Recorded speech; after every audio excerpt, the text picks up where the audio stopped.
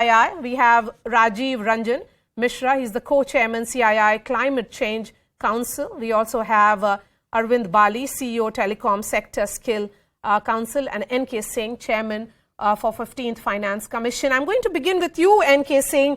Your big takeaway, sir, what do you think has been the big number according to you?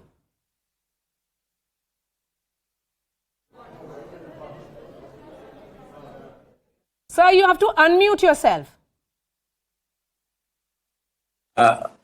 My big takeaway, can you hear me? Yes, loud and clear. Am I audible? Yes. Hello? Yes, sir, go ahead. Hello? Yes, you're clearly heard, sir. Hello? Please go ahead. We'll try and fix Yes. Am I audible now? Yes, you are. All right. So my big takeaway is it is responsive and responsible. It is responsive because it really addresses the issues almost of every stakeholder in society, from the marginalized ones, scheduled castes, scheduled tribes, artisans, to every other segment, to small and medium industries, to women, to youth, the entire spectrum of the social fabric. It is responsible because it does not compromise long-term economic stability by following a path of fiscal rectitude, in adhering to the fiscal target, in looking for another 0.5 percentage point of fiscal consolidation over the next coming year, and looking at the numbers which she had committed to earlier in 24-25. So that is really a daring thing. The third big takeaway, I would say, is apart from the multiplier effects of a large increase in capex expenditure, which you have mentioned, which now represents 3.3% point of GDP, she has continued to give the states an incentive of 1.2 lakh crores extra for enabling states to undertake capex expenditure. And I hope that the states avail of this, a huge, generous thing. This is over and above the extra room which she has given of allowing them the FRBM limit of 3.5% of borrowing under the FRBM Act, which is also contingent on power sector reforms. So I think that the resources now available to the states are large and significant, and given the boost that she has given for the additional capex expenditure of 1.2 lakh crores, the issues of fiscal federalism has been addressed in a significant way. Finally, I would say that this budget, looking at is realistic because it does not target an excessively high GDP number.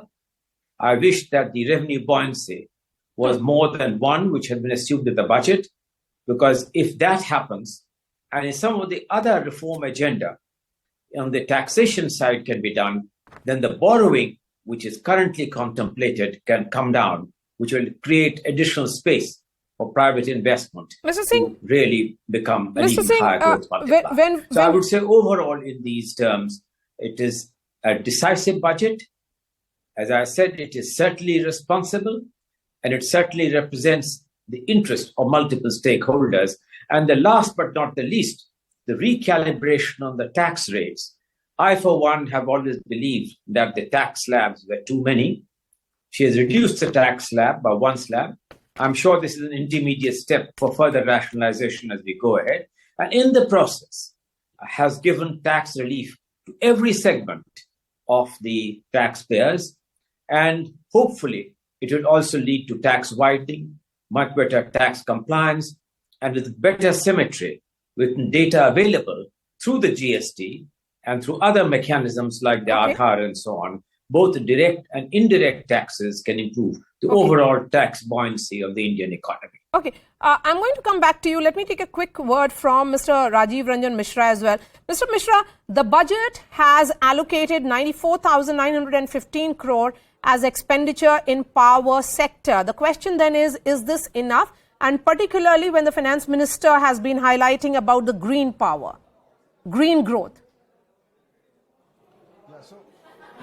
I think it's important to realize that the energy transition or the investment in renewables, the significant transformation that we have seen of our electricity sector has been brought about not by direct government investments or government expenditure, but primarily driven, almost entirely driven by the private sector investment.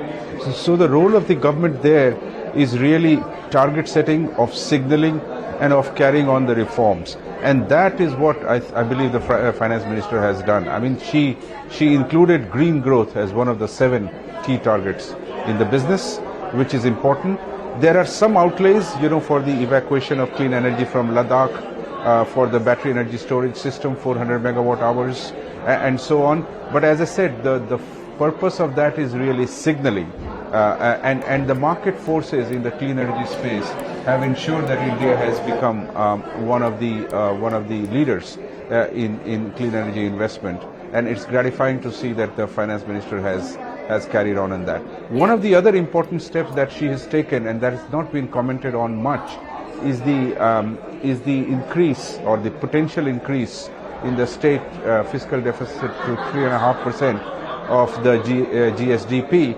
As long as the additional 0.5% is spent on power sector reforms. I think that is really powerful, because in electricity we know a lot, it's in the concurrent list, a lot depends on the state governments, not on the central government alone. And I think this step will go a long way. So speaking for the energy sector, clean energy sector in particular, this has really been a very good budget. And as I mentioned, one should not look at the direct allocation. Though spending is done by the private sector in any way, one should look at what is the direction the government has set out and the signaling that the finance minister has made. Okay. And there she has done very well indeed. Mr. Magazine, what about you? The CII and various industry bodies had put out its wish list.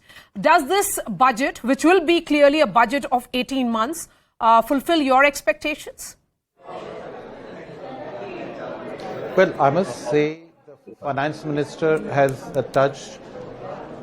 Sorry, the finance minister actually covered almost all the relevant topics. And current relevant topics, be it infrastructure, looking at power, looking at green energy, technology, artificial intelligence, youth. So it was really, I would say, one of those few budgets which has covered almost all the relevant topics which are important for our economy. The allocation to infrastructure huge, and it's going to have a very big impact going forward. You had mentioned about Pradhan Mantri Awas Yojana, 66% increase in allocation. Totally agree that will make a huge difference on employment and especially on low-cost housing side and the multiplier impact on the economy.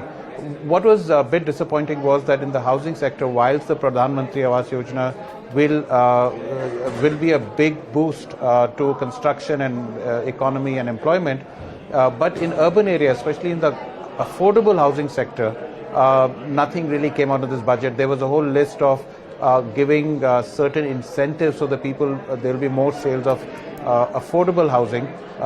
For example, increasing the limit of tax exemption from 1.5 lakhs to 4 lakh rupees on your interest, plus few others. So that didn't come through. With the background of mortgage rates going up, price of housing going up, it was required, some kind of impetus was required to sustain the growth in demand for housing. So that didn't come through. But overall, if I would say, even for the real estate sector and the economy, the investments in the infrastructure, including the main infrastructure fund, but also there's a urban infrastructure fund which is for tier 2, tier 3 towns, that will give a big boost to overall economic growth, including real estate. Okay.